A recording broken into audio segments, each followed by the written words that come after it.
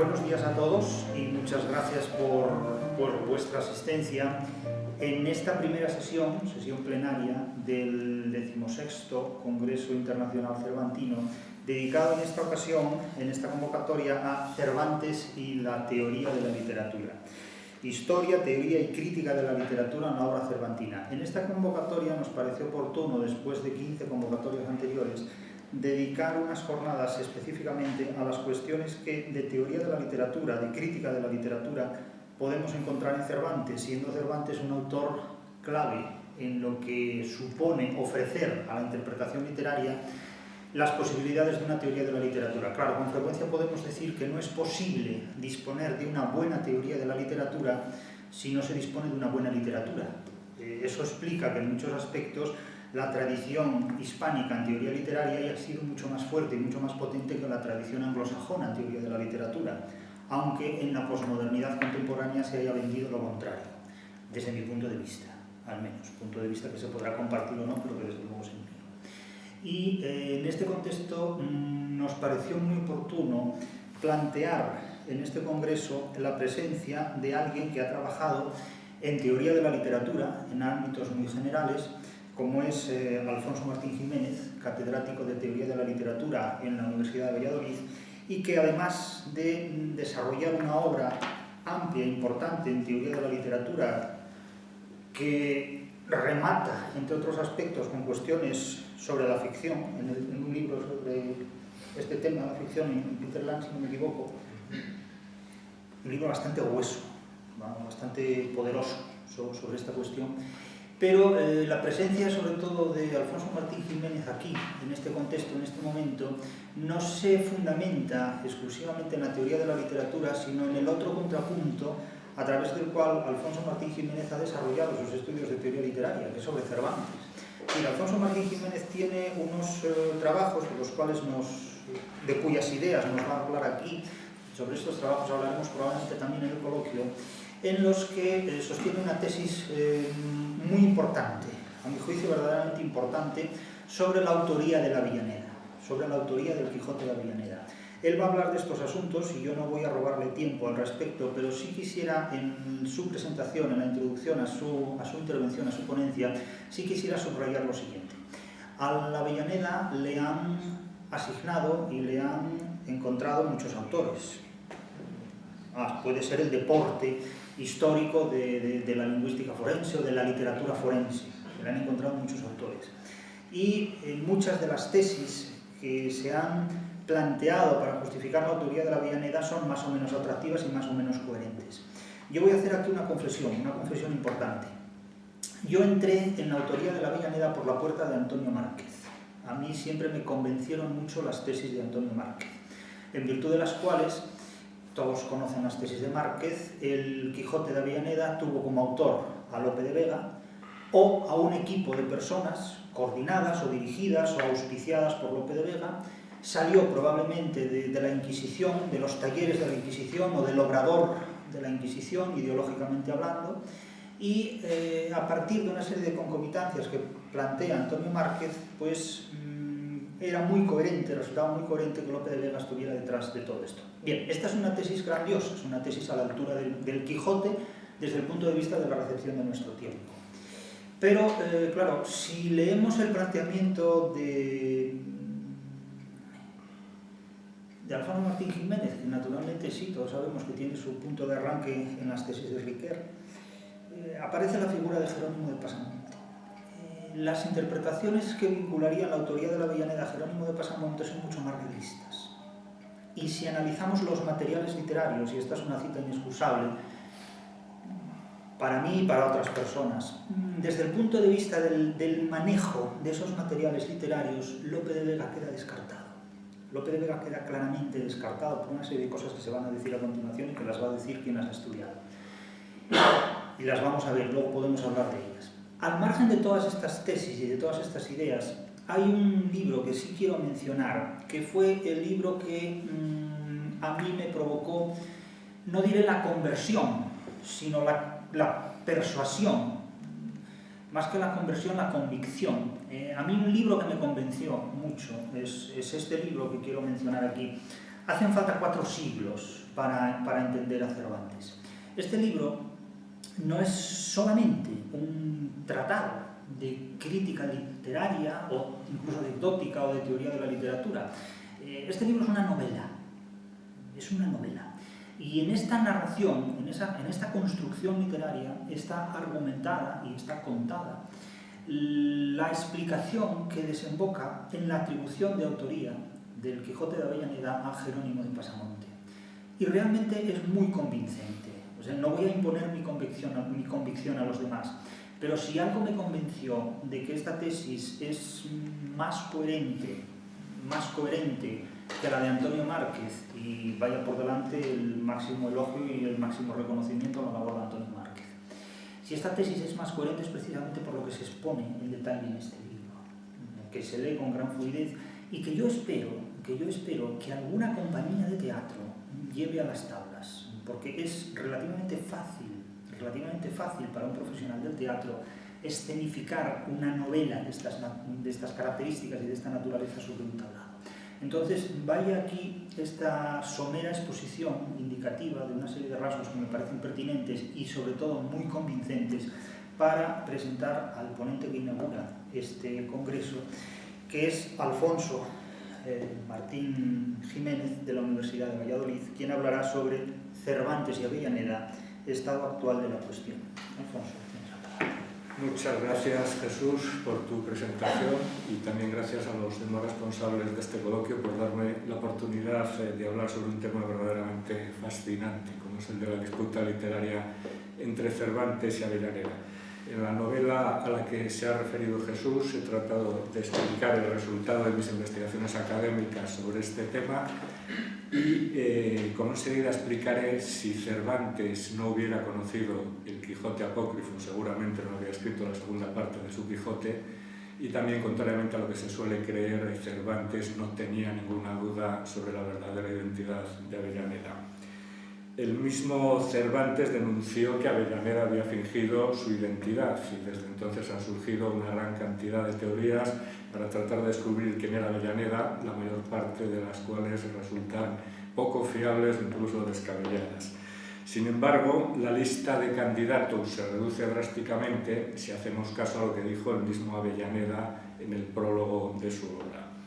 En los preliminares del Quijote apócrifo, Avellaneda denuncia que Cervantes le ha ofendido y le ha imitado en la primera parte del Quijote. Por lo tanto, hay que buscar un candidato que haya sido ofendido e imitado por Cervantes en esa obra. Para explicar todas estas disputas conviene recordar algunos datos sobre la vida de Cervantes. En 1571, cuando tenía 24 años, participó en la batalla de Lepanto y tuvo un comportamiento heroico, puesto que a pesar de estar enfermo se empeñó en pelear.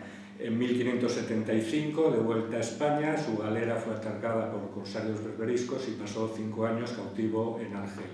Cuando fue liberado a los 33 años, regresó a España y escribió algunas comedias que fueron representadas. También escribió una novela pastoril, La Galatea, que fue publicada en 1585, pero no tuvo demasiado éxito con la literatura y buscó otras formas de ganarse la vida. En un principio, Cervantes y Lope de Vega, que era unos 15 años más joven que él, se llevaban bien, incluso se elogiaron mutuamente en sus obras, pero después se enemistaron. ¿Cuáles son los motivos de esa enemistad? Bien, pues en 1598 Lope de Vega publicó otra novela pastoril, La Arcadia, que tuvo mucho más éxito que la novela de Cervantes. Y cuando Cervantes quiso volver al teatro a representar sus comedias, vio como Lope de Vega había tenido un éxito enorme con las suyas, cerrándole las puertas del teatro. En 1605, cuando tenía 57 años, Cervantes publicó la primera parte del Quijote, que fue su primer gran éxito literario, y en ella arremetió contra Lope de Vega. En la conversación que mantienen el cura y el canónigo de Toledo, Cervantes arremetió contra el manuscrito del Arte Nuevo de hacer comedias de Lope de Vega y contra las propias comedias de Lope de Vega, diciendo que estaban llenas de disparates y que se habían convertido en mercadería vendible. Además, Cervantes imitó dos pasajes de la Arcadia, la novela pastoril de Lope de Vega. En el episodio de Cardenio y Lucinda, Cervantes quiso mejorar, realizó una imitación meliorativa del episodio del pastor Celio de la Arcadia, tratando de mostrar a Lope de Vega su superioridad en el ámbito de la narración. Y en el episodio de la penitencia de Don Quijote en Sierra Morena, Cervantes realizó una imitación satírica del comportamiento de Anfriso, que era el protagonista de la Arcadia. Y como Anfriso representaba a su autor, Cervantes satirizó a Lope de Vega. Pero Cervantes también atacó en la primera parte del Quijote a Jerónimo de Pasamonte, un soldado aragonés que participó como él en la batalla de Lepanto. Después de esta batalla, Pasamonte fue capturado por los turcos y sufrió un largo cautiverio de 18 años, parte del cual pasó remando como galeote. Y cuando fue liberado, regresó a España y en 1593 hizo correr el manuscrito de su autobiografía conocida como Vida y Trabajos de Jerónimo de Pasamonte o simplemente Vida de Pasamonte. Digo que conocida porque la biografía no tiene un título en sí misma. En esa autobiografía, Pasamonte se atribuyó el comportamiento heroico que había tenido Cervantes en Lepanto. Cervantes leyó el manuscrito de la vida de Pasamonte y tras comprobar que éste trataba de usurparle sus méritos, lo satirizó en la primera parte del Quijote a través del galeote Ginés de Pasamonte, autor de Una vida de Ginés de Pasamonte. Este galeote es duramente atacado, es tachado de cobarde, es insultado gravemente por Don Quijote y Sancho. Es tratado de embustero, de ladrón y de cobarde, y la sátira contra él pues, es realmente dura.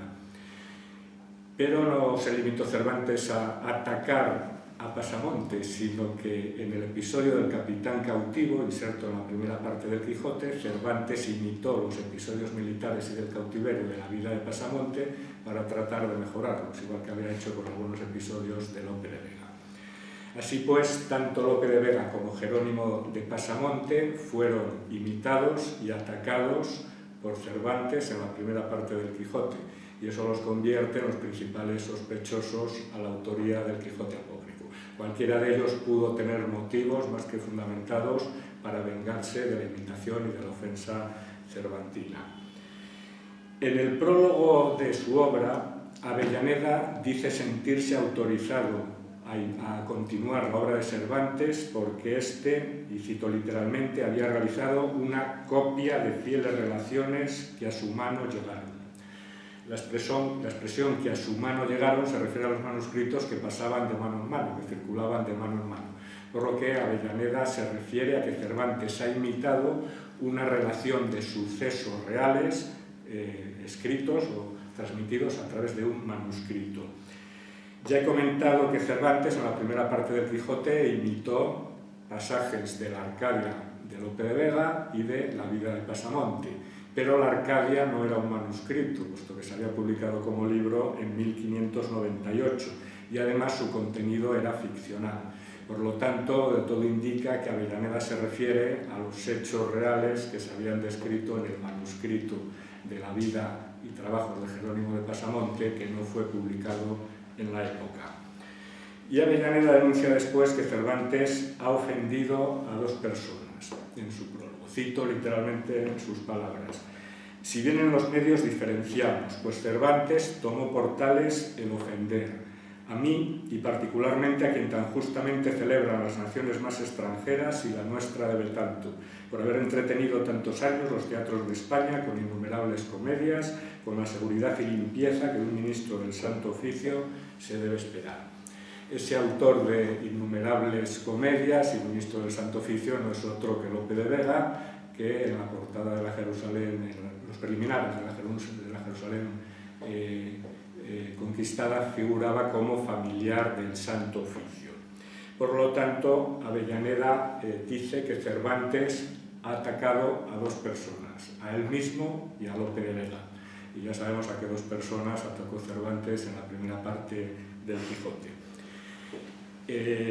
Pero además Avellaneda afirma que Cervantes lo ha ofendido mediante la ostentación de sinónimos voluntarios. y el nombre, sobre todo el apellido de Ginés de Pasamonte, se parecen de forma ostentosa a los de Jerónimo de Pasamonte. Además de estas indicaciones del prólogo, hay otros muchos indicios sobre la identidad de Avellaneda, tanto en los preliminares de su obra como en el propio cuerpo de la novela. Para no extenderme demasiado, voy a limitarme a exponer algunos de ellos. El primero de esos indicios tiene que ver con el soneto preliminar que aparece en el Quijote apócrifo. En este soneto, Avellaneda dice que se siente contento de haber escrito la obra, puesto que eso le ha servido de consuelo, y sus dos versos finales dicen lo siguiente: que el que correr quisiere tan al trote, non puede haber mejor solar de vida. Quiere esto decir que el autor no puede tener mayor satisfacción que haber escrito la obra, más satisfacción o solar de vida que haber escrito su obra. Pero se refiere a sí mismo utilizando la expresión el que correr quisiere tan al trote. Esta expresión, el que correr quisiere tan al trote, no tiene ningún sentido en relación con el resto del soneto, pero lo cobra si consideramos que se trata de una clara alusión, y a lo que alude es a la forma injuriosa que Cervantes había descrito a Ginés de Pasamonte. Ginés de Pasamonte había robado el burro de Sancho y después Sancho y Don Quijote se encontraban con él. Y cuando Ginés de Pasamonte los veía, salía huyendo como un cobarde, lo cual, teniendo en cuenta que Pasamonte era soldado, suponía una pintura bastante injuriosa, y la manera en que huía se describe así, cito literalmente: saltó Ginés y tomando un trote que parecía carrera, en un punto se ausentó y alejó de todos. Comparemos las dos expresiones. Un trote que parecía carrera, dice Cervantes; el que correr quisiere tan al trote, dice Avellaneda. Es obvio que la expresión de Avellaneda alude a la forma injuriosa en que Cervantes había descrito a Ginés de Pasamonte, y por lo tanto el soneto, los dos últimos versos del soneto, podrían interpretarse así: el que correr quisiere tan al trote representa a Ginés de Pasamonte y por extensión a Jerónimo de Pasamonte, el cual no puede tener mayor satisfacción que contestar a la ofensa cervantina mediante la continuación de su obra. De ahí que en el soneto preliminar Avellaneda dejara muestras del motivo por el que había escrito su obra y de quién era en realidad. Otro indicio tiene que ver con el conocimiento preciso que Avellaneda tenía de la zona cercana a Calatayud, donde transcurren varios episodios del Quijote apócrifo. En la obra de Avellaneda se describe el viaje de ida y vuelta de Don Quijote a Zaragoza, y en el viaje de vuelta, en lugar de seguir el mismo recorrido que en la ida, se desvía un poco del trayecto para llegar a una pequeña localidad cercana a la zona de Calatayud, que tiene una particularidad, y es que tiene dos alcaldes. Pues bien, como constan los documentos de la época, en la comarca de Calatayud solo había en la época una localidad que tuviera dos alcaldes. Está documentado en los registros históricos de la época. Se trata de una pequeña localidad aragonesa que se llamaba Somet, la cual tenía una doble jurisdicción, puesto que dependía de dos pueblos cercanos, de Ibdes y de Munébrega, de tal manera que Ibdes nombraba a uno de los dos alcaldes y Munébrega nombraba al otro alcalde de Somet. Y uno de esos dos alcaldes, al ver al Don Quijote con su armadura, le compara con unos soldados judíos con armaduras que hay pintados en la iglesia de su pueblo. Y en la iglesia de San Miguel Arcángel de Ibdes todavía se conserva esa pintura de los soldados judíos y la resurrección de Jesucristo. En la parte de arriba se puede ver a Jesucristo ascendiendo hacia los cielos, y en la parte de abajo a los soldados judíos despavoridos ante la resurrección. Y aquí vemos un detalle de los soldados judíos con sus armaduras. Bien, por lo tanto, Avellaneda sabía que Somet tenía dos alcaldes y que en la iglesia de San Miguel Arcángel de Ibdes había una pintura con dos enormes soldados judíos con armaduras. Cualquier candidato que se proponga a la autoridad de Avellaneda tendría, por lo tanto, que conocer esos datos: que Somet tenía dos alcaldes y que en la iglesia de Ibdes había unos soldados judíos, unos grandes soldados judíos con armadura. Pues bien, Ibdes es el pueblo natal de Jerónimo de Pasamonte, el cual fue bautizado precisamente en la iglesia de San Miguel Arcángel de Ibdes. La pintura de la resurrección fue culminada cuando Pasamonte tenía 12 años, por lo que tuvo que verla en muchos momentos de su vida. Aunque en la portada del Quijote apócrifo Avellaneda dice ser natural de la villa de Tordesillas, fingiendo su verdadera identidad y su lugar de origen, parece que en el cuerpo de la novela quiso dejar algún reflejo de su auténtica localidad de origen. Otro indicio tiene que ver con la edad que Cervantes había adjudicado a Ginés de Pasamonte y la corrección de la misma que hace Avellaneda. Cervantes había otorgado una edad de 30 años a Ginés de Pasamonte para burlarse de que alguien tan joven hubiera publicado una autobiografía. Pues en realidad Jerónimo de Pasamonte, que nació en 1553, no tenía 30 años cuando hizo correr su biografía, en 1593, sino que tenía 40 años. Y Avellaneda corrige esa edad que Cervantes burlescamente había atribuido a Ginés de Pasamonte. Avellaneda se refiere varias veces a Ginés de Pasamonte. En el primer capítulo de su obra lo denomina Ginesillo el Buenaboya. Buenaboya es una expresión que se utilizaba para referirse a los galeotes que remaban a sueldo. Y en otro momento posterior se refiere al mismo como un galeote de 40 años de buena boya. Así pues, Avellaneda corrige la edad de 30 años que Cervantes había adjudicado de forma burlesca a Ginés de Pasamonte, atribuyéndole los 40 años que tenía en realidad cuando hizo circular el manuscrito de la vida de Pasamonte. ¿Y quién podría estar interesado, salvo Jerónimo de Pasamonte, en corregir la edad que Cervantes había atribuido al galeote? Otro indicio tiene que ver con los sinónimos voluntarios. Como he explicado, Avellaneda dijo en su prólogo que Cervantes la había ofendido a través de sinónimos voluntarios, seguramente en referencia al nombre de Ginés de Pasamonte, tan parecido al de Jerónimo de Pasamonte. Pero Avellaneda también dijo en su prólogo que él mismo podría haber hecho uso fácilmente de los sinónimos voluntarios, y todo parece indicar que efectivamente los empleó. Avellaneda introdujo en su obra un personaje que podría considerarse otro sinónimo voluntario de Jerónimo de Pasamonte. Me refiero al soldado Antonio de Bracamonte. Antonio de Bracamonte y Jerónimo de Pasamonte no solo comparten un apellido muy parecido, sino que tienen también muchas otras cualidades comunes. Ambos son soldados españoles de gran tamaño corporal, se vanaglorian de su ilustre linaje a pesar de estar en una extrema pobreza, viajan a pie y son asaltados, los dos tienen una herida de guerra en el hombro, los dos hablan latín y realizan disquisiciones teológicas. Además, Avellaneda establece una clara relación entre Ginés de Pasamonte y Antonio de Bracamonte.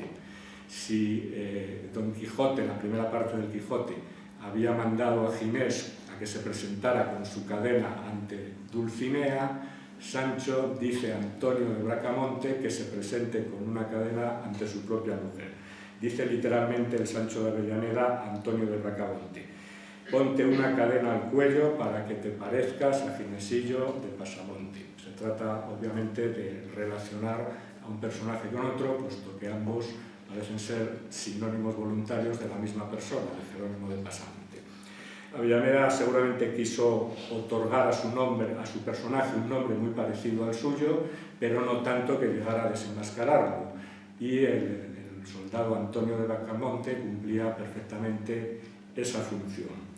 Antonio de Bracamonte es presentado de forma muy positiva, lo que indica que Avellaneda quiso contrarrestar la imagen negativa que se había dado de Ginés de Pasamonte a través de este otro sinónimo voluntario de Jerónimo de Pasamonte.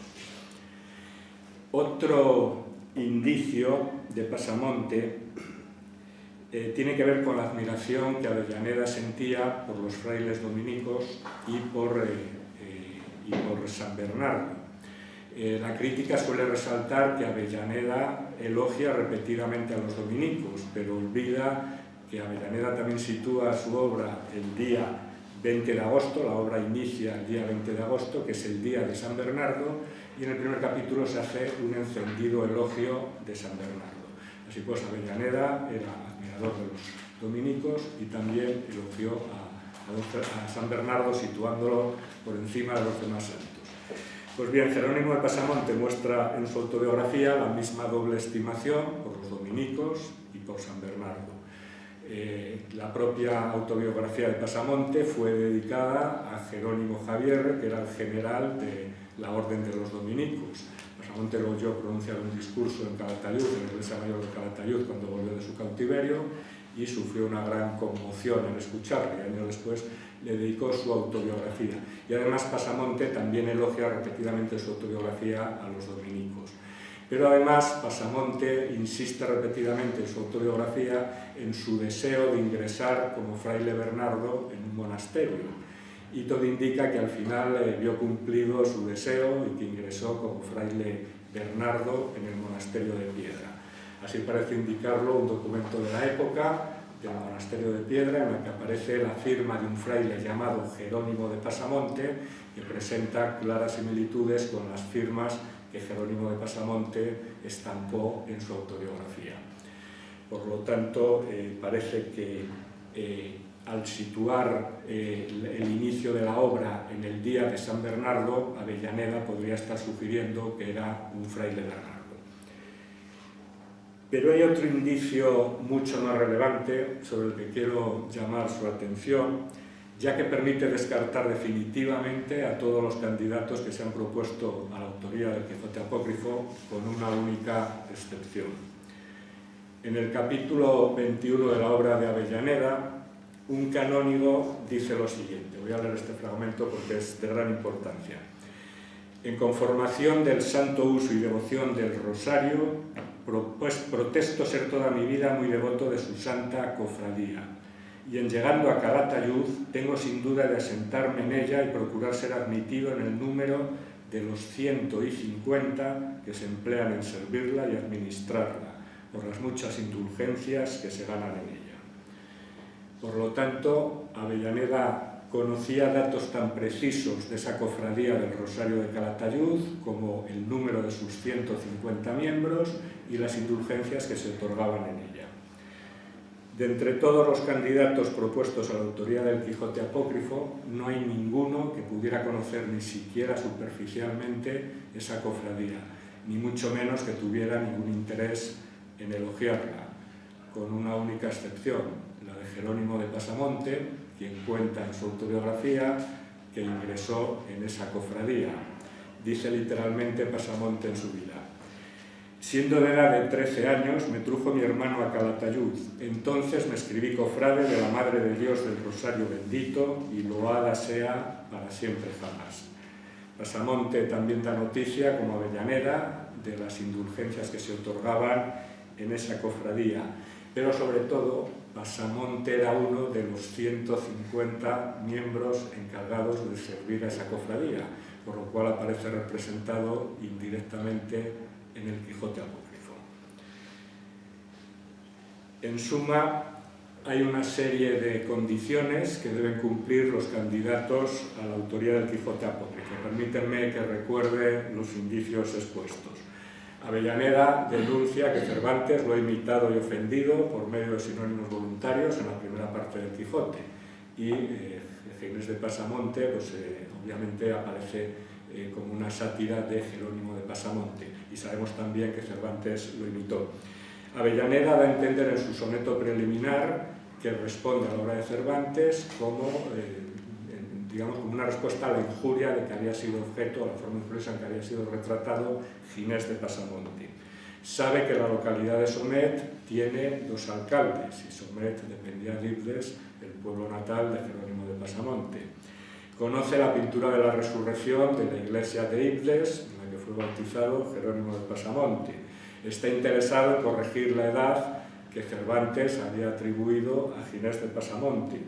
Introduce en su obra un personaje, Antonio de Bracamonte, cuyo apellido y atributos son claramente parecidos a los de Jerónimo de Pasamonte. Es admirador, como Pasamonte, de los frailes dominicos y de San Bernardo, y especialmente conoce y elogia la cofradía del Rosario de Calatayud, uno de cuyos 150 miembros era Jerónimo de Pasamonte. Ni Lope de Vega ni ningún otro candidato propuesto a la autoría del Quijote apócrifo cumplen estas condiciones y solo las cumple Jerónimo de Pasamonte, lo que sustenta sólidamente que pudiera ser Avellaneda. No obstante, el hecho de que Pasamonte sea la única persona que cumple esas condiciones no demuestra definitivamente que fuera Avellaneda, puesto que podríamos suponer la existencia de otra persona, hoy por hoy desconocida, que también las cumpliera. Es decir, otra persona que hubiera sido imitado y ofendido por medio de sinónimos voluntarios en la primera parte del Quijote, que conociera Somet e Ibdes, que fuera admirador de los dominicos y de San Bernardo, que tuviera interés en elogiar la cofradía del Rosario de Calatayud. Es prácticamente imposible, pero bueno, desde un punto hipotético podríamos suponer que podría existir otra persona. Por eso necesitaríamos alguna otra certeza sobre la identidad de Avellaneda, y esa certeza nos la suministró el propio Cervantes. Para mostrarlo voy a describir lo que seguramente ocurrió. Hacia 1611, Avellaneda puso en circulación el manuscrito del Quijote apócrifo.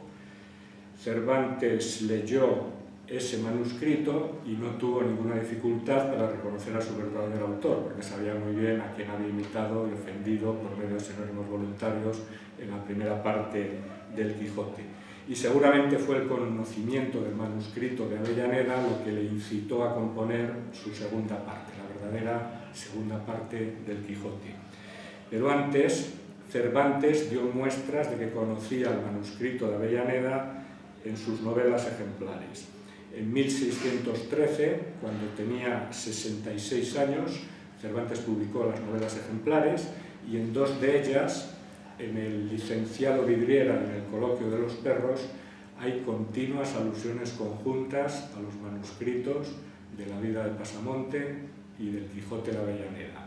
Por ejemplo, en el Coloquio de los Perros, Cervantes hace una alusión a la vida de Pasamonte, después al Quijote de Avellaneda, vuelve a aludir a la vida de Pasamonte, otra vez al Quijote de Avellaneda, y así repetidamente. Algunos tipos de alusiones no permiten establecer el orden en que se compusieron los textos. Cuando comparamos dos textos y vemos que presentan coincidencias significativas, vemos que uno alude al otro, pero a veces esas alusiones no permiten deducir cuál de los dos textos se escribió en primer lugar. Pero hay otro tipo de alusiones que sí que permiten deducirlo, como ocurre con las correcciones y con las burlas. Cuando un autor corrige a otro o cuando se burla de otro, es evidente que el texto que es objeto de burla o de corrección tuvo que ser escrito en primer lugar. Y en las novelas ejemplares hay claras correcciones o burlas del manuscrito del Quijote apócrifo. Por ejemplo, Avellaneda había relacionado una sentencia de Platón con un verso que él atribuía por error a Horacio. Y Cervantes, en el Licenciado Vidriera, mezcla la misma sentencia de Platón y el mismo verso, pero atribuyéndoselo a Ovidio, que era su verdadero autor. Y en el Coloquio de los Perros, Cervantes se burla de que Avellaneda hubiera dicho que en Alcalá de Henares había 2000 estudiantes de medicina. Por otra parte, el hecho de que Cervantes aludiera de forma conjunta y persistente a los manuscritos de la vida de Pasamonte y del Quijote de Avellaneda solo puede tener un sentido, que quisiera indicar que ambos autores eran la misma persona, que ambos manuscritos habían sido escritos por la misma persona. De ahí que las alusiones cervantinas resulten importantísimas para demostrar dos cosas. En primer lugar, que Cervantes conoció el manuscrito del Quijote de Avellaneda antes de publicar las novelas ejemplares en 1613. Y en segundo lugar, que Cervantes identificaba a Pasamonte con Avellaneda. Pero la principal respuesta a Avellaneda consistió en escribir la verdadera segunda parte del Quijote. Si Cervantes no hubiera conocido el manuscrito del Quijote apócrifo, y obviamente lo conoció antes de empezar a conocer, a escribir la segunda parte de su Quijote, probablemente no hubiera compuesto esta obra.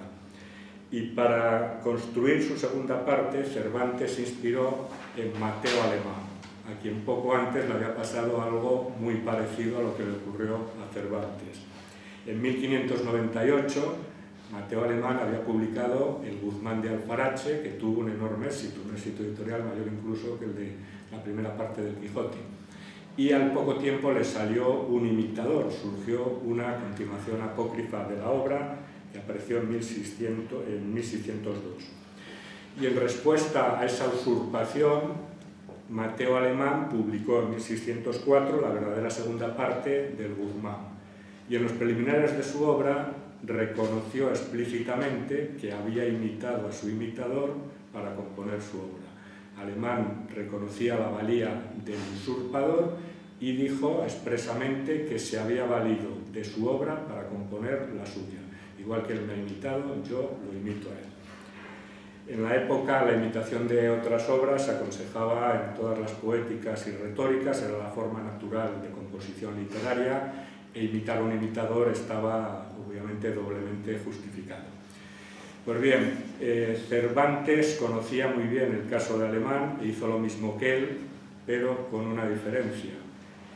No indicó expresamente que hubiera imitado a su imitador, y por eso hemos tardado tanto en descubrirlo. Cervantes pudo tener dos motivos para silenciar su imitación. Por un lado, no querría hacer propaganda del manuscrito de Avellaneda, y por otro lado, Cervantes despreciaba la calidad literaria de Avellaneda, y puede parecer contradictorio imitar a alguien a quien se desprecia. En cualquier caso, Cervantes quiso pagar con su misma moneda a Avellaneda y se sirvió del manuscrito del Quijote apócrifo para componer todos los capítulos de la segunda parte de su obra.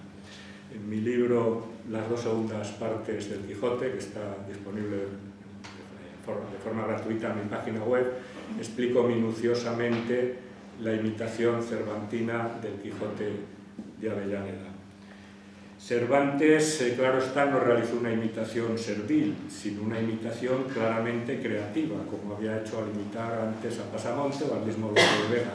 Cervantes se propuso mejorar los episodios de Avellaneda, se burló continuamente de los mismos y corrigió las características que Avellaneda había atribuido a Don Quijote y a Sancho. Y el resultado de esa imitación fue una obra extraordinaria. En la segunda mitad de 1614, cuando Cervantes se llegaba a la altura del capítulo 58 de su segunda parte del Quijote, tuvo una mala noticia, pues supo que el Quijote apócrifo se había publicado. Eso le otorgaba una categoría más preocupante y entonces Cervantes decidió cambiar de estrategia y decidió mencionar el libro ya publicado de su rival para criticarlo. Entonces, a partir del capítulo 59 menciona ese libro y a partir de ese momento lo critica duramente. En el momento en que el libro fue publicado, en que la obra de Avellaneda dejó de ser un manuscrito y pasó a ser un libro, Cervantes reaccionó de otra manera al ver que ya era algo más preocupante que el simple manuscrito. Y en el capítulo 59 de su segunda parte, Cervantes introdujo un personaje que tiene en sus manos el libro apócrifo recién publicado y que, al ver al Don Quijote cervantino, lo reconoce como el auténtico. Este personaje ve al Don Quijote de Cervantes, reconoce que es el verdadero Don Quijote y en señal de su reconocimiento le entrega el libro apócrifo recién publicado. Y adivinan cómo se llama ese personaje que tiene en sus manos el Quijote apócrifo y que se lo entrega al verdadero Don Quijote en señal de su reconocimiento. Pues sí, el personaje se llama Jerónimo, como Jerónimo de Pasamonte. De forma magistral, Cervantes hizo que la propia representación literaria de Avellaneda, encarnada en ese personaje llamado Jerónimo, reconociera a su Don Quijote como el verdadero. Además, Cervantes indicó 4 veces que Avellaneda era aragonés. En el capítulo 59, Don Quijote hojea el libro de Avellaneda y dice que su lenguaje es aragonés. En el mismo capítulo, el narrador denomina a Avellaneda autor aragonés. En el capítulo 61, Don Quijote se refiere al libro apócrifo como la obra del aragonés recién impresa. Y en el capítulo 70 se dice que ha sido compuesto por un aragonés que dice ser natural de Tordesillas. Así pues, tanto en las novelas ejemplares como en la segunda parte del Quijote, Cervantes reflejó su convencimiento de que Avellaneda era el aragonés Jerónimo de Pasamonte. Afortunadamente, Cervantes pudo publicar la segunda parte del Quijote a finales de 1615, cuando tenía 68 años. Debemos agradecer a Avellaneda que Cervantes, poco antes de morir, nos regalara su verdadera segunda parte. Y unos pocos meses después, en abril de 1616, Cervantes falleció. A tenor de todo lo expuesto, podemos formular dos importantes conclusiones. En primer lugar, Jerónimo de Pasamonte cumple todas las condiciones necesarias para ser el autor del Quijote apócrifo, y solo las cumple él. Y en segundo lugar, el propio Cervantes identificaba a Avellaneda con Jerónimo de Pasamonte. Y aun en el improbable caso de que Cervantes se equivocara, su convencimiento sigue siendo esencial para entender cómo compuso algunas de sus obras más importantes. A pesar de la resistencia del cervantismo más tradicional, la idea de que Jerónimo de Pasamonte pudo ser Avellaneda se va abriendo paso. Prueba de ello es la película Cervantes contra Lope. Esta es su carátula, de Manuel Huerga, que se estrenó en octubre de 2016.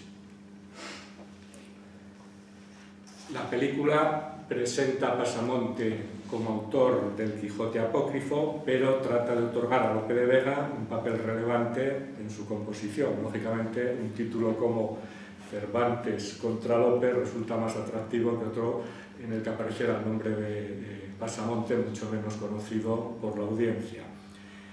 En la película, Lope de Vega quiere vengarse del ataque cervantino en la primera parte del Quijote y convence a Pasamonte para que escriba el Quijote apócrifo, aduciendo que Cervantes le atacó más claramente a él, ya que aparece su apellido a través del galeote Ginés de Pasamonte.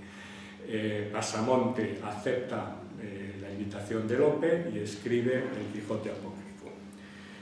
Además de presentar a Pasamonte como autor del Quijote apócrifo, la película se hace eco de varias propuestas que solo han sido defendidas en mis publicaciones académicas, por lo cual no habría podido realizarse sin ellas. Así, la película recoge que el aragonés se atribuyó el comportamiento heroico de Cervantes en Lepanto y que por eso Cervantes lo satirizó en la primera parte del Quijote, o que Lope de Vega leyó el manuscrito de la primera parte del Quijote, y también presenta a Pasamonte finalmente recluido en el monasterio de Piedra, que es una posibilidad que he tratado de sustentar.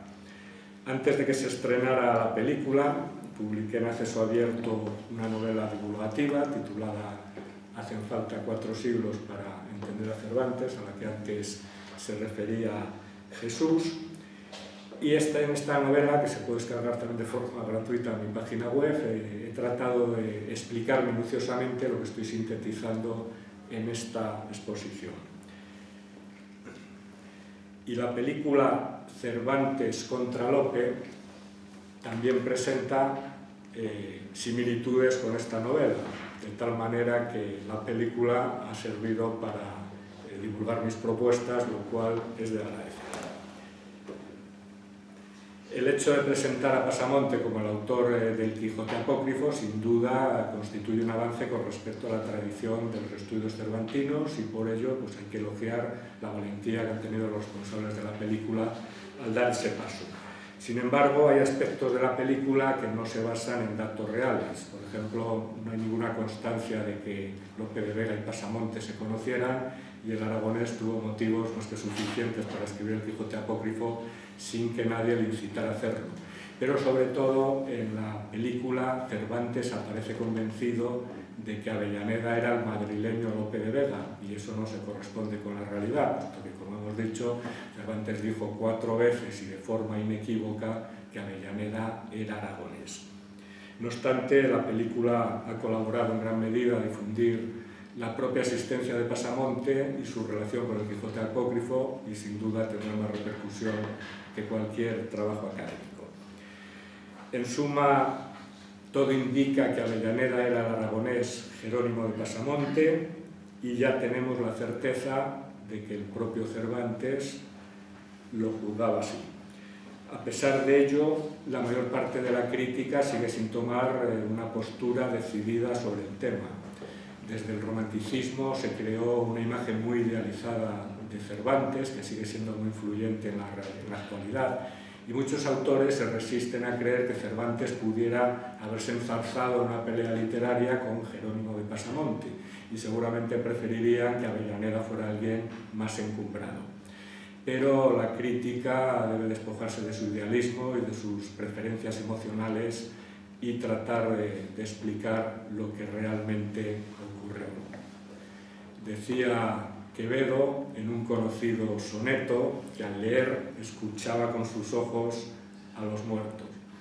Esperemos que la crítica deje de hacer oídos sordos a Cervantes y que escuche por fin sus indicaciones sobre la identidad de Avellaneda.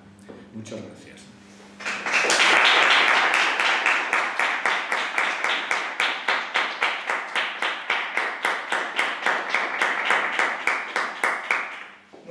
Muchas gracias al profesor Alfonso Martín Jiménez de la Universidad de Valladolid sobre esta cuestión entre Cervantes y Avellaneda. Aquí hay muchas preguntas, muchas cuestiones sobre la mesa y yo he ido tomando nota de varias. He tenido que anotar varias aquí directamente en el móvil para que no se me olviden, porque son varias. Pero antes quería ceder la palabra al respetable, al público, si alguien tiene alguna cuestión que plantear o que sugerir inicialmente para comenzar el coloquio.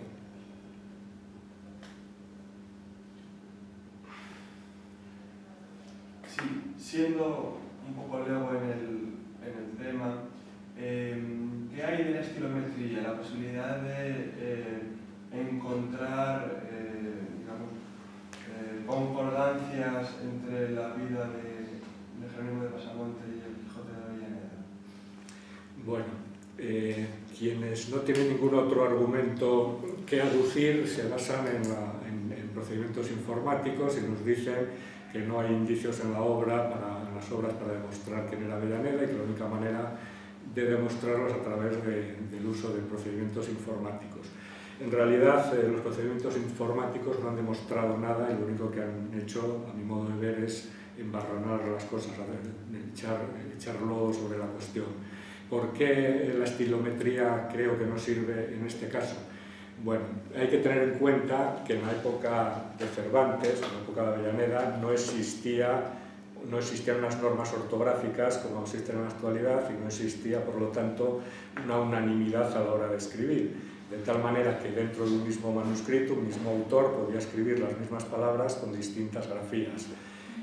La forma, digamos, habitual de proceder era la siguiente. Un autor escribía su manuscrito y después lo mandaba a un copista. Este copista, aunque lo copiara literalmente, obviamente dejaba en su manuscrito sus usos profesionales. Por ejemplo, podía unificar las grafías que aparecieran de manera diferente en el manuscrito original. Después ese manuscrito del copista se mandaba a la imprenta. El dueño de la imprenta compraba la obra y por lo tanto podía hacer con ella lo que quisiera, porque no había nada parecido a los derechos de autor. Y de hecho, los cajistas, si tenían que modificar el manuscrito para adecuarlo a la caja, lo hacían sin ningún problema. Por fin se publica la obra y muchos siglos después se hace una edición crítica de la misma. Y la edición crítica de la misma tampoco tiene mucho que ver con la propia publicación. Con lo cual, la edición del siglo XX o XXI y el manuscrito original de Avellaneda no tienen absolutamente nada que ver en cuanto a grafías.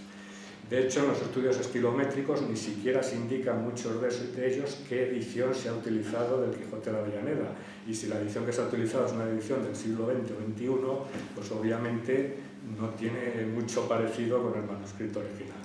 La única forma de que los estudios estilométricos tuvieran validez es que se analizaran los manuscritos originales del Quijote de Avellaneda y del autor que se proponga como candidato.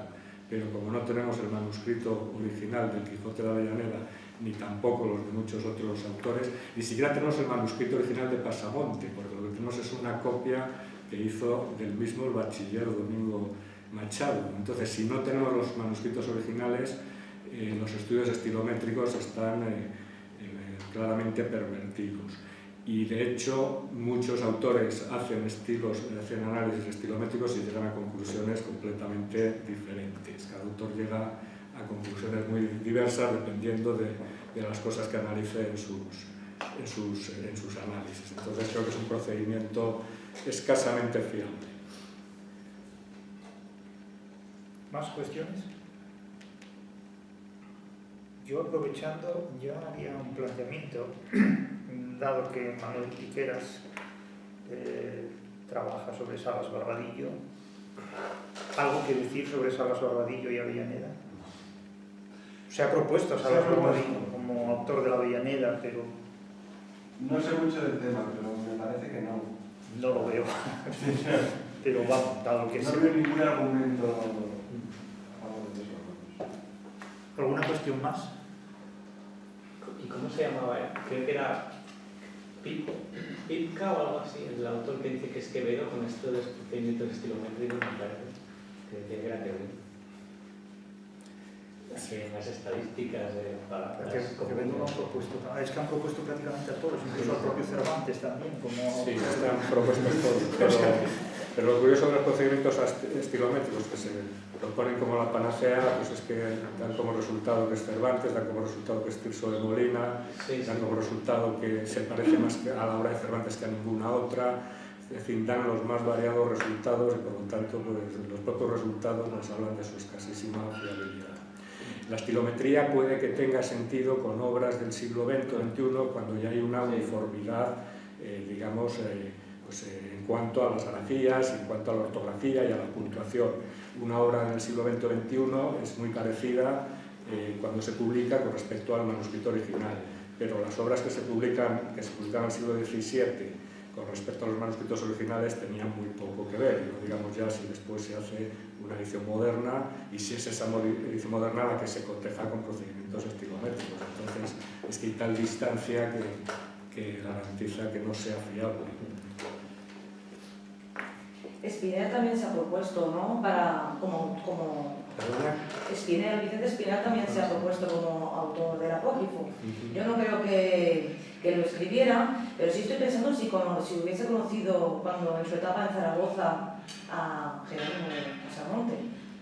Hay dos alusiones en el Quijote satíricas, muy satíricas hacia Vicente Spinel. La sátira a las damas de Sevilla, de la que habla Sancho, y luego el tal Vicente de la Rosa, que es una descripción de Vicente Spinel, soldado, poeta, todas las profesiones, que no creo que lo escribiera, pero sí que le tenía una inquina considerable a Cervantes, como intentar explicar esta tarde.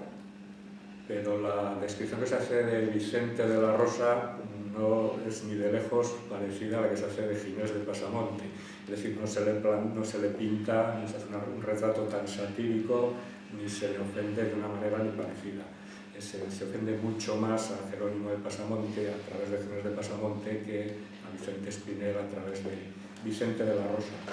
Y Spinel tampoco cumple ninguna de las otras condiciones necesarias para ser el autor del Quijote apócrifo. Se han propuesto prácticamente a todos los escritores de la época como posibles candidatos.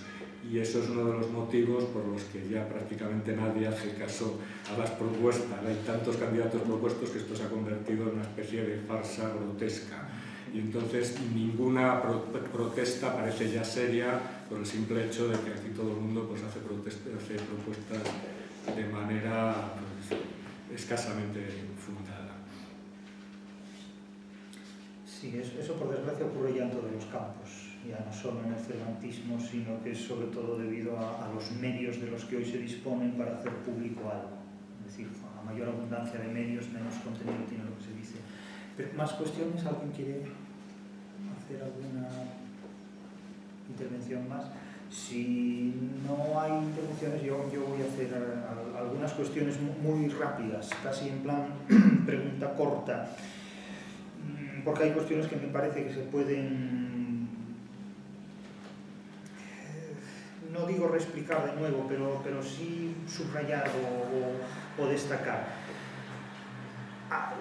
Cuestiones que a mí me han parecido claves en este proceso de identificación.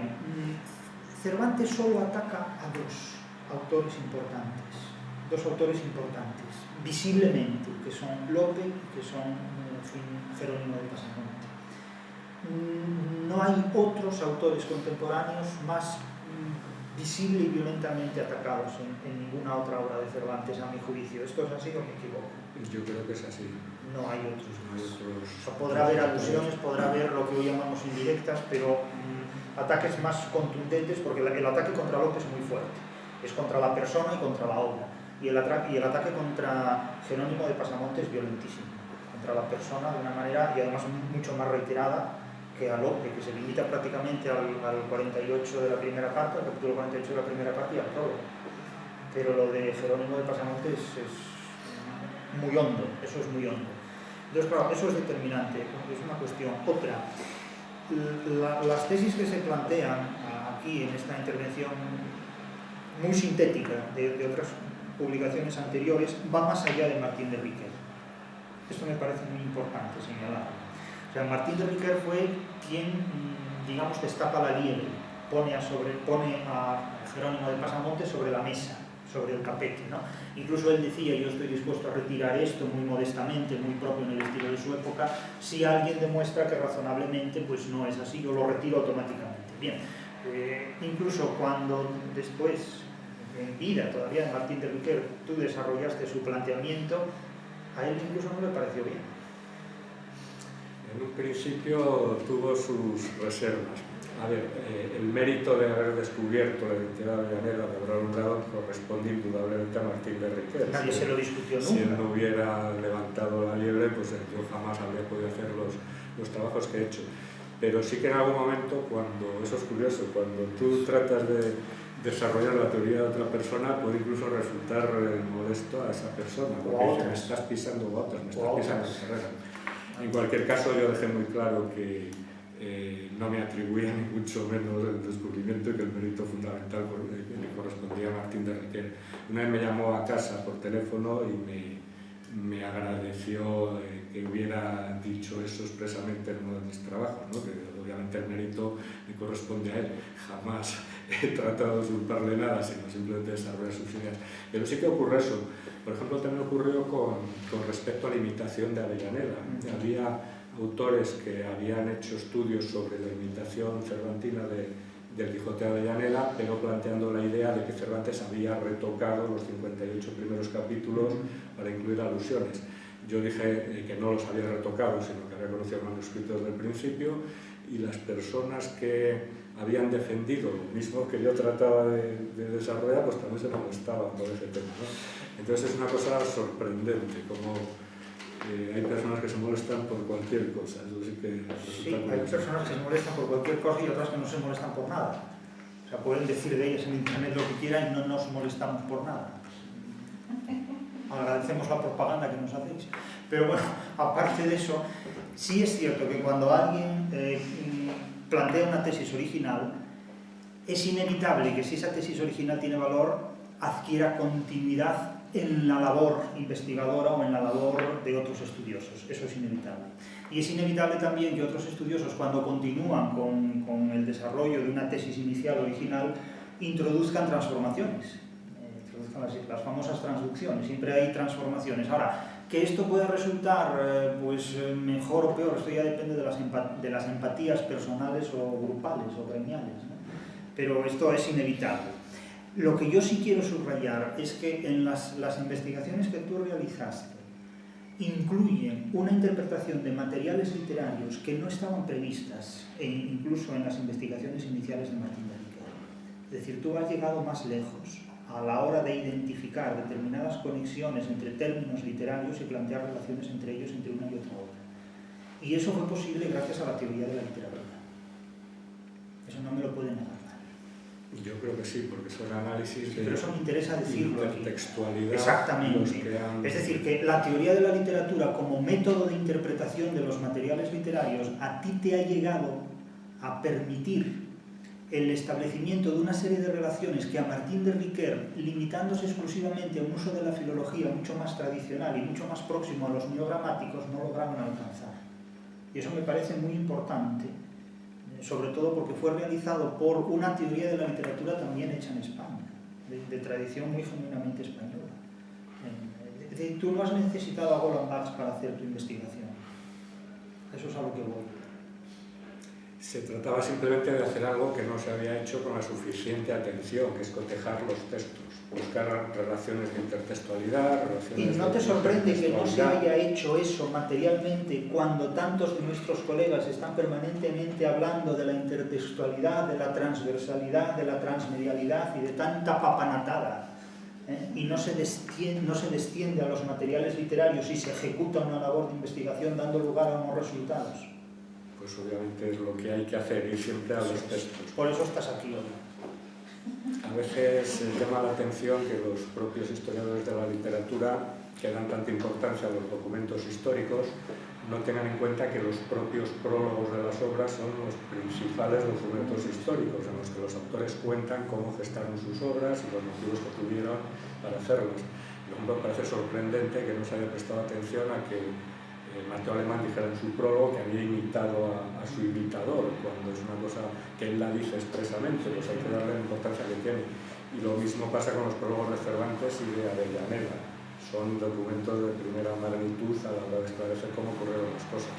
Y ahí se dice casi todo lo que hay que tener en cuenta. Lo que falta es prestar atención y analizar los textos. Claro, a eso voy. Y luego un par de cuestiones más, ya para no alargar el tema, por si alguien quiere decir alguna cuestión más y luego ya proceder a la pausa. La relación entre Lope y Pasamonte es una relación de la que no hay constancia directa. Naturalmente, Pasamonte conocía a Lope, indudablemente. ¿Lope conocía a Pasamonte?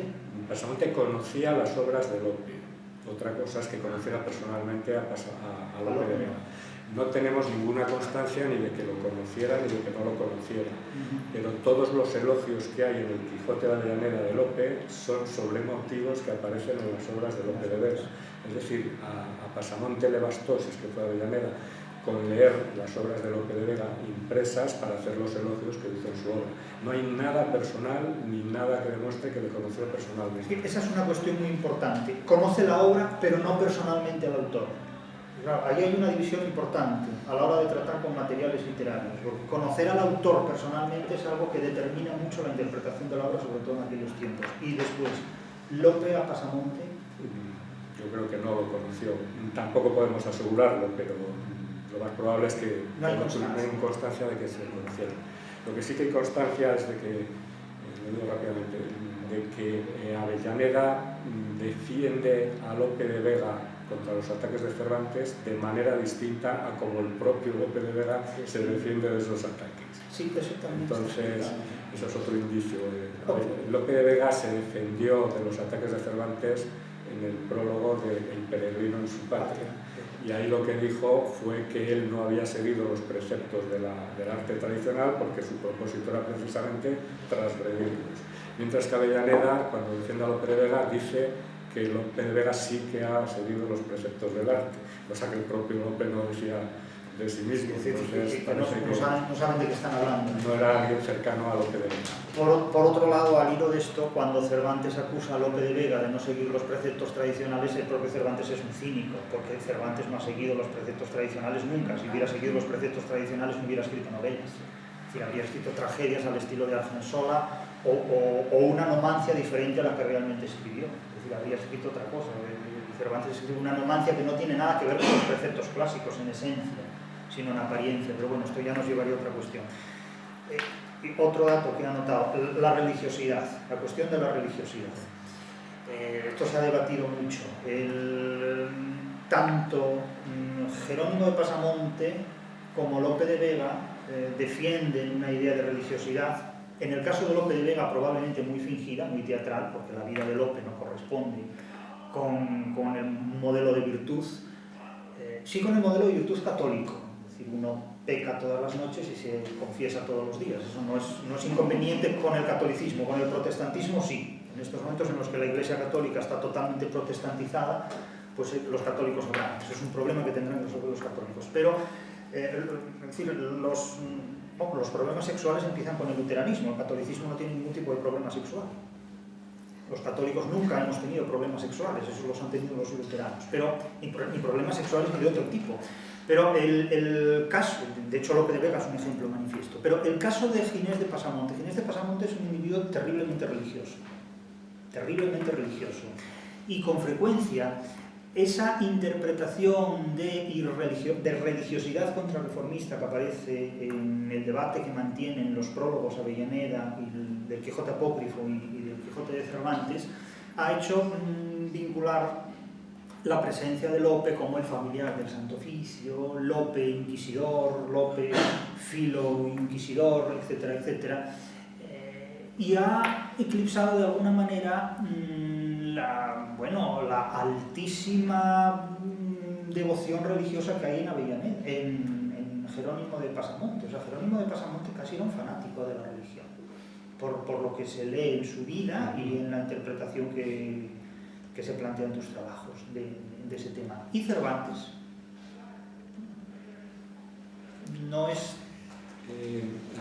Jerónimo de Pasamonte era un devoto, llevaba una vida casi monacal, sí, hasta que sabemos cuando volvió del cautiverio, se pasaba todo el día en las iglesias rezando, se hacía todas las iglesias una tras otra, y en los cuentos intercalados, por ejemplo, del Quijote apócrifo, se refleja clarísimamente la misma visión sobre la religión que tenía Jerónimo de Pasamonte. Es en esos cuentos intercalados donde los aspectos religiosos son más coincidentes con lo que dice la propia vida de Pasamonte. Pasamonte en su vida hace al final unas disquisiciones teológicas, distinguiendo entre la tentación natural y la tentación forzada, y los cuentos que hay integrados en el Quijote de Avellaneda son, digamos, la manifestación práctica de sus ideas teológicas. Son cuentos cuyos argumentos coinciden exactamente con las disquisiciones teológicas que hace. Entonces, Lope de Vega pues no era obviamente un personaje devoto al estilo de Pasamonte. Pasamonte sí que tenía una gran devoción. Y ves, precisamente es otro de los indicios que permiten sustentar que era Avellaneda, las ideas religiosas que expone en todos los obras, especialmente en los cuentos intercalados. Las lecturas con las que se presenta Don Quijote en el Avellaneda son el Flos Sanctorum y la Guía de Pecadores. Es decir, esos eran las lecturas más inquisitoriales y contrarreformistas habidas y por haber. Eran los manuales casi del buen inquisidor. Incluso realmente eso es algo inconcebible en Cervantes. Pasamonte estaba obsesionado con los luteranos, con los protestantes, con cualquier tipo de herejía, y de hecho en las dedicatorias de su autobiografía las envía a personajes encumbrados de la Iglesia Católica para que acaben con las herejías, porque él las ha experimentado en su cuerpo, dice, y sabe todos los peligros que hay contra la cristiandad. Entonces, esa misma actitud devota y enemiga de cualquier tipo de herejía, pues la que se transmite claramente en el Quijote apócrifo. Incluso se ha proyectado sobre Lope de Vega cuando Lope no tenía ese fanatismo religioso. Y ya para terminar, y sin ánimo de, la última cuestión, sin ánimo de polemizar esterilmente, yo no, aunque a veces se me atribuyen polémicas, yo no he polemizado nunca con nadie. Quiero decir que si alguien piensa de manera idéntica a la mía me parece muy bien, y si piensa de manera diferente me da igual. Y es muy divertido ver sobre todo cómo a la gente le parece mal que a mí me dé igual, que me dé igual, ¿no? Es una cosa que no lo soportan.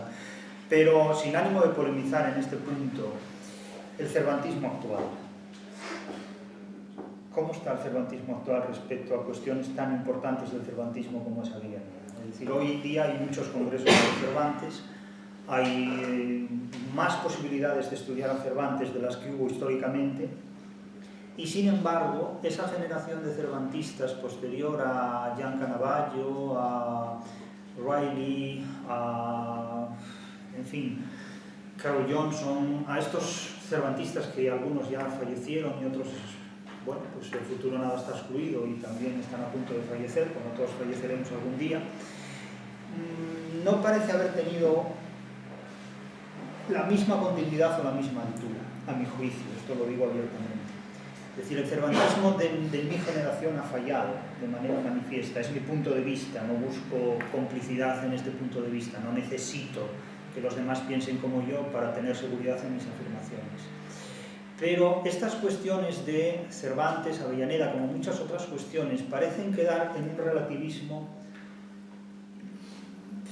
indiferente, incluso para mucha gente, y no lo es en absoluto. Porque no es lo mismo que una obra como El Quijote apócrifo, que trató de atentar directamente con nuestra obra más importante, que es además la obra más importante de la literatura universal, quede en la indiferencia de que da igual quién lo haya escrito, no da igual quién lo haya escrito, no da igual desde qué ideología se escribe esta obra y desde qué intencionalidad se escribe esta obra. La pregunta sintéticamente es ¿qué se puede esperar en el futuro del cervantismo respecto al Quijote de Avellaneda y a las posibilidades de su interpretación? Porque yo personalmente lo veo todo temiblemente apagado. Bueno, hay cervantistas como James Shipland, por ejemplo, que dicen querer representar a la mayoría de los cervantistas al afirmar que desean que la identidad de Avellaneda no se descubra nunca. Bueno, eso es una tontería mayúscula. Es decir, hay una especie de halo de misterio. Yo deseo que me toque la lotería primitiva. Bueno, es que eso... Pero si realmente, yo no sé si eso realmente representa a la mayoría de los cervantistas, ni siquiera una parte de ella, pero bueno, hay una parte del cervantismo que desearía que la identidad de Avellaneda no se descubriera nunca, con lo cual, pues obviamente esos cervantistas van a ser reacios, no a la mía, cualquier propuesta que se haga sobre la identidad de Avellaneda. Por otro lado, cuando se hace una propuesta novedosa, es posible que partes de esa propuesta, digamos, que vengan a negar otras cosas que han publicado anteriormente otros investigadores. Y siempre es mucho más fácil seguir el TUS 13 que reconocer un error. Entonces se puede ver como una amenaza. Si alguien publica una cosa que luego queda desmentida en un trabajo posterior, siempre es más cómodo seguir insistiendo en lo que se había dicho anteriormente que no reconocer un error y rectificar. Entonces, teniendo en cuenta esas dificultades y teniendo en cuenta también que lo más cómodo es no pronunciarse, ¿para qué los cervantistas van a pronunciarse si podrían equivocarse? Bueno, pues lo dejamos ahí el tema y ¿para qué me voy a arriesgar? ¿Para qué voy a tomar partido? ¿No? Siempre es mucho más cómodo dejar que sean otros los que tomen partido. Eso lleva a que nadie toma ningún partido y a que no se hace absolutamente nada. ¿Qué esperanzas tengo de cara al futuro? Bueno, yo estoy convencido de que dentro de 50 años pues todo el mundo admitirá con absoluta naturalidad que pasa Montera a Avellaneda y que Cervantes inventó en su segunda parte de Avellaneda haciendo una imitación magistral. Hoy, ¿por qué no se reconoce? Pues porque por comodidad, porque reconocer las nuevas teorías a veces hace que se pongan en tela de juicio las teorías propias y nadie es proclive a reconocer sus errores, y pues porque otras personas, como decía antes, pues ni siquiera quieren que se conozca quién era Avellaneda. En un futuro cercano no lo veo fácil que el Virca vaya a tomar una postura decidida, pero bueno, la verdad siempre acaba surgiendo y con el tiempo se importa. Sí, no sé si tú y yo lo veremos, pero sí. No es necesario que lo veamos, no nos importa verlo, además, ¿para qué? Lo cierto es que el éxito de una obra siempre depende de la muerte de sus contemporáneos. Así que, daos prisa. No sé si alguien tiene alguna cuestión. Una cosa muy rápida. Sobre la escritura de la segunda parte del Quijote, en principio tú descartas que Cervantes la pudiera estar escribiendo antes de descubrir el apócrifo y que luego lo añadiese, o tú crees que desde el principio ya, o sea, que sin el Avellaneda no lo hubiera escrito? Sin Avellaneda no lo podría haber escrito, porque todos los capítulos desde el primero tienen continuas alusiones al manuscrito del Quijote de Avellaneda. Es decir, no se trata de que cuando se llegaba al capítulo 59, como dice la teoría tradicional, conociera el Quijote apócrifo en el momento en que se publicó y que después rehiciera los 58 primeros capítulos para hacer alusiones, porque es que esos 58 capítulos están llenos de alusiones. Entonces tenía que haberlo reescrito completamente, cosa que era imposible teniendo en cuenta los tiempos. Entonces la única explicación lógica es que conoció el manuscrito de Avellaneda, eso le incitó a dar una respuesta, escribiendo la verdadera segunda parte, que seguramente no tenía pensado escribir y que escribió cuando vio la amenaza del Quijote apócrifo, y desde luego se basó en el Quijote apócrifo para componer todos los capítulos, desde el primero al último, de su segunda parte. La verdad es que toda oposición es excelente siempre.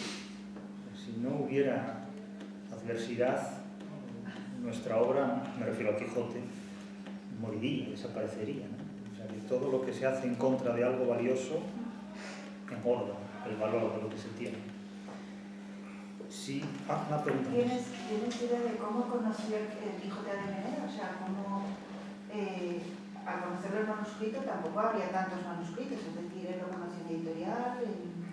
A ver, hay que tener en cuenta que en la época la circulación de los manuscritos era una forma complementaria de la transmisión impresa. Lo normal es que la gente, dado que la imprenta tardaba mucho en editar los libros, hiciera correr los manuscritos de las obras y que después, cuando la obra se publicara, pues los manuscritos dejarán de tener importancia.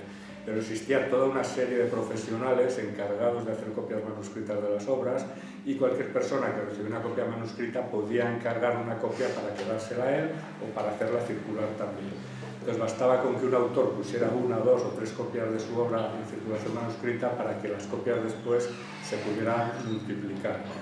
Y de hecho, pues si vamos a la Biblioteca Nacional vemos que hay manuscritos de todos los tamaños, de todos los tipos de géneros, y podemos comprender que era una forma habitual de transmisión literaria.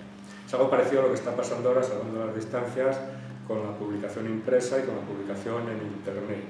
Es un momento, digamos, de transición, ¿no? Las obras se siguen publicando como libros, pero empiezan a publicarse en Internet. En aquel momento lo habitual era la transmisión de manuscritos y además existía la imprenta que empezaba a tener éxito. De ahí que cuando un manuscrito se imprimía, lo más normal es que después desapareciera. Pero antes de que se imprimieran, los manuscritos tenían mucha importancia y era una forma perfectamente habitual de comunicación literaria, la transmisión por medio de manuscritos. Por eso no es nada raro que Cervantes o las personas que estuvieran interesadas en las cuestiones literarias conociera un manuscrito que para él era de gran importancia. Claro, en cuanto cualquiera le diera noticia del mismo, pues él haría todo lo posible por hacerse con él. ¿Alguna cuestión más? Pues si os parece podemos hacer una pausa y en unos 10 minutos podemos tomar un café y en unos 10 minutos seguimos. Muchas gracias, Alfonso.